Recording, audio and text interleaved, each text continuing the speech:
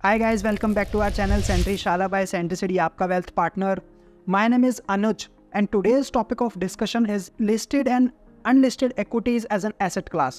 जब भी हम इक्विटीज़ की बात करते हैं तो दो तरीके से हम इक्विटी में इन्वेस्टमेंट कर सकते हैं. पहला है जो लिस्टेड इक्विटीज़ हैं और दूसरा है जो अनलिस्टेड इक्विटीज़ हैं.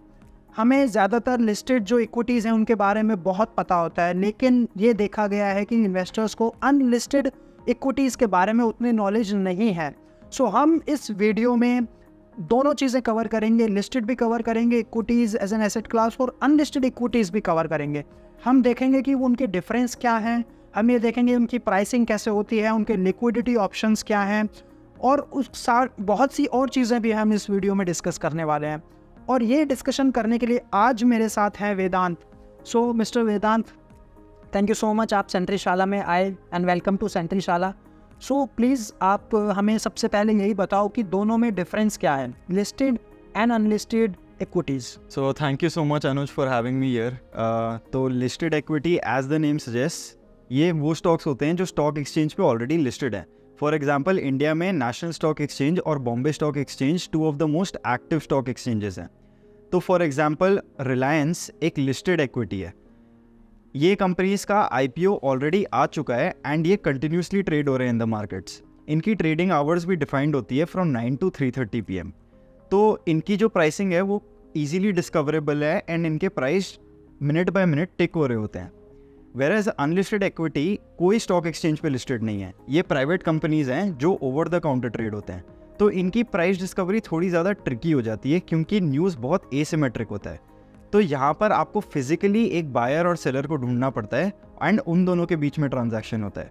तो प्राइमरी डिफरेंशिएशन लिस्टेड और अनलिस्टेड इक्विटी में ये है कि एक स्टॉक एक्सचेंज पे लिस्टेड है एंड एक ओवर द काउंटर ट्रेड होती है. ओके.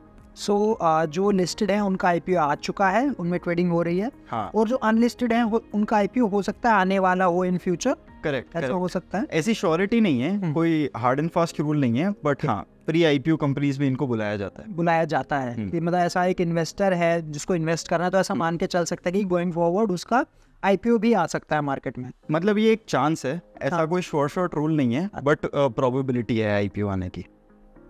ठीक है.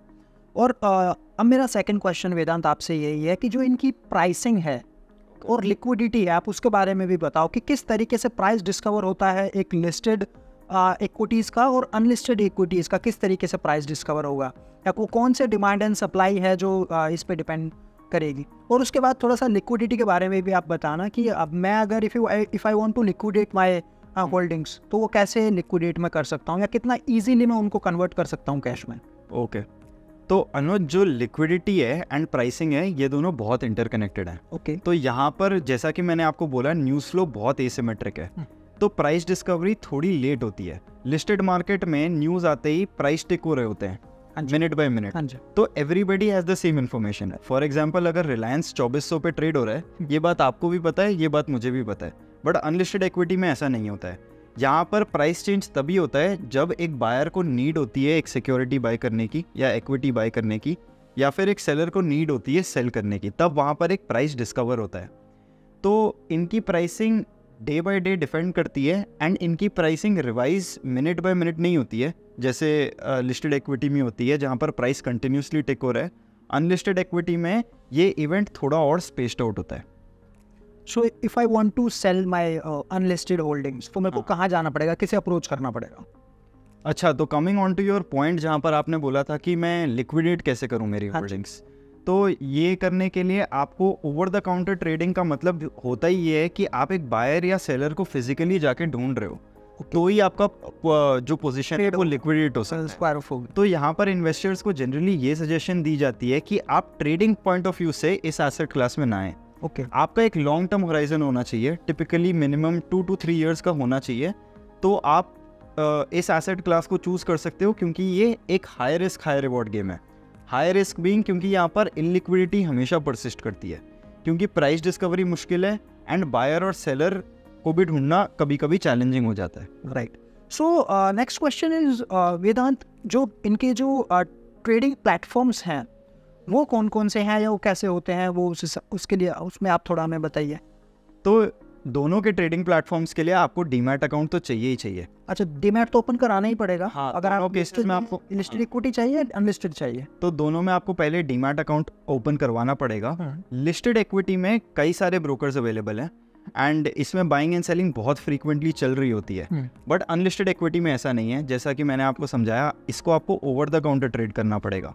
At the end of the day security आपके डीमैट में ही रिफ्लेक्ट होगी। जैसे जो अनलिस्टेड इक्विटी है वो आपके डीमैट में ही रिफ्लेक्ट होगी। लेकिन इसकी ट्रेडिंग ओवर द काउंटर होती है। तो मतलब मेरे को फिजिकली किसी को ढूंढना पड़ेगा जो इंटरेस्टेड है मेरे से सिक्योरिटी परचेज या सेल करने में, तो फिर ऐसे इस हिसाब से ट्रेडिंग होगी। ठीक है। कोई भी इन्वेस्टर है लिस्टेड तो वो तुरंत खुद भी बाय कर सकता है। करेक्ट। ऐप के थ्रू, किसी ब्रोकर के थ्रू डीमैट अकाउंट ओपन करा के वो तुरंत वो बाय कर सकता है। But in case of unlisted equity ऐसा नहीं है। वो खुद नहीं बाय कर पाएगा। वो ब्रोकर को बोलेगा कि he wants to buy, he wants to cell.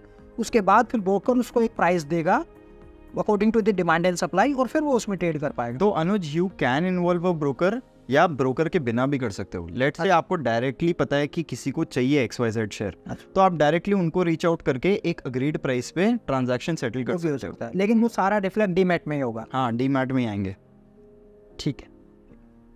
और मेरा एक लास्ट क्वेश्चन वेदांत यहाँ पे ये है कि एक टर्म है इलिक्विडिटी रिस्क प्रीमियम, जो काफ़ी अनलिस्टेड इक्विटीज़ में काफ़ी यूज़ की जाती है। प्लीज़ आप उसके बारे में बताइए कि वो होती क्या है। ओके, तो अनुज, जैसे मैंने आपको मेंशन करा था कि यहाँ पर न्यूज़ फ्लो काफ़ी एसिमेट्रिकल है एंड प्राइस डिस्कवरी होना बहुत मुश्किल है। हाँ जी। लिस्टेड मार्केट में तो एवरी सेकंड प्राइसेस टिक हो रहे होते हैं, बट अनलिस्टेड इक्विटी में ये प्राइस डिस्कवर करना बहुत मुश्किल है।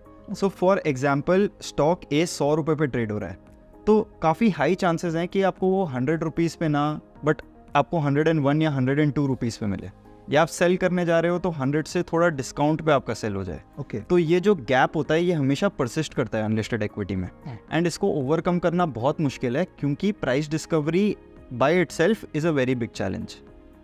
तो ये रिस्क तो डेफिनेटली है। तो उस हिसाब से एक इन्वेस्टर एक प्रीमियम की उम्मीद करता है कि उसको एक लिक्विडिटी रिस्क प्रीमियम मिलेगा। मतलब हाँ, उसको कुछ ज़्यादा यहाँ पे रिटर्न में भी कमाने की वो सोच सकता है जब वो लिस्टेड में, अनलिस्टेड में इन्वेस्ट करता है। सॉरी। सो जैसे कि हमने देखा, वेदांत ने हमें काफ़ी अच्छे से बताया कि लिस्टेड इक्विटीज़ कौन सी होती हैं और अनलिस्टेड इक्विटीज़ कौन सी होती हैं, और लिस्टेड अनलिस्टेड का डिफरेंस उन्होंने बताया, लिक्विडिटी ऑप्शंस उन्होंने बताए, प्राइस उनकी डिस्कवरी कैसे होती है, और जो उनका लिक्विडिटी रिस्क प्रीमियम है जो एक इन्वेस्टर को, वो उसके बारे में भी वेदांत ने हमें काफ़ी अच्छे से बताया। So thank you so much Vedant, आज आप आए और आपने लिस्टेड और अनलिस्टेड इक्विटीज़ के बारे में हमें काफ़ी अच्छे से बताया। और अगर आपको वीडियो अच्छी लगी है आज की, तो आप प्लीज़ हमारे चैनल को सब्सक्राइब कीजिए और इस वीडियो को लाइक एंड शेयर कीजिए।